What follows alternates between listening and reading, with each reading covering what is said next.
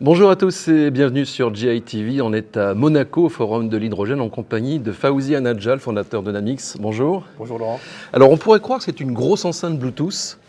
Pas du tout. Hein. Pas du tout, non.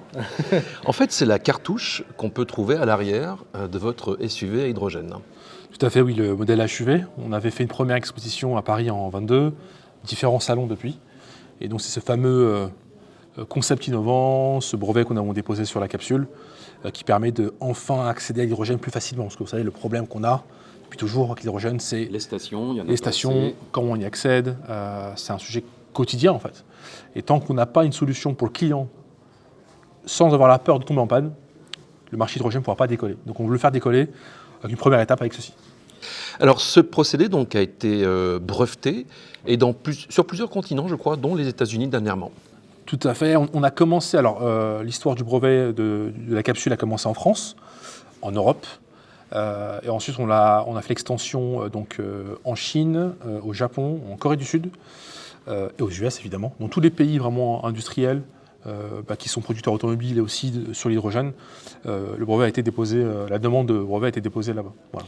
Et pas seulement d'ailleurs pour l'automobile, ça pourrait servir des modèles plus petits, j'imagine, pour d'autres types de véhicules. Alors initialement, c'est assez marrant l'histoire, on a créé les capsules qu'on appelle CapX uniquement pour servir l'automobile, la voiture, pour vendre plus de voitures.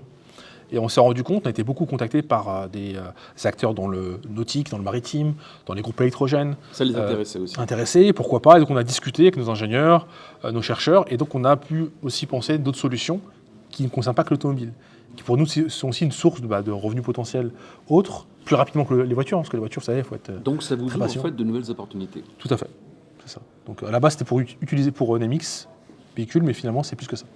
Alors je parlais de scooters, mais ça peut être pourquoi pas des engins agricoles aussi ou de construction. On a eu des échanges avec des acteurs dans le BTP, dans l'agriculture. C'est vraiment incroyable tout ce qu'on a connu avec ces capsules. Mais l'enjeu, là on est en train d'y travailler, c'est vraiment le coût, c'est d'arriver à réduire les coûts. Et vous savez, elle est très belle, elle est en version premium véhicule. Elle est magnifique. Hein. Mais évidemment, si on fait des capsules pour l'agricole ou pour d'autres sujets maritimes, on ne sera pas sur le même design. Là, c'est un design qui est adapté pour le modèle HUV Namix, parce qu'on a une voiture premium, il faut que la capsule qui va avec soit également premium. Mais l'idée, c'est qu'on va pouvoir accélérer la transition en réduisant les coûts, comme toujours. Alors techniquement, en fait, on peut mettre combien d'hydrogène et à quelle pression dans cette cartouche? Dans cette première version, on a 500 grammes d'hydrogène compressé à la pression de 700 bars. Après, on a eu d'autres réflexions pour réduire la pression, et donc réduire les coûts, parce qu'on réduit les matériaux à l'intérieur.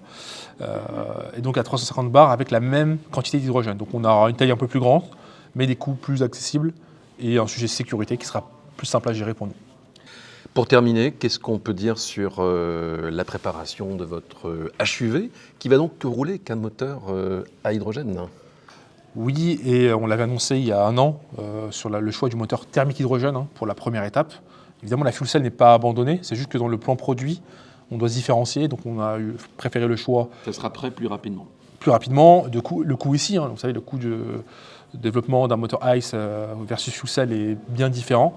Donc des raisons de coût, de marché.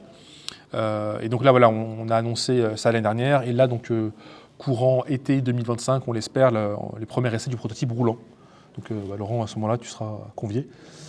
Donc voilà, on est là tous les jours focus sur cette étape.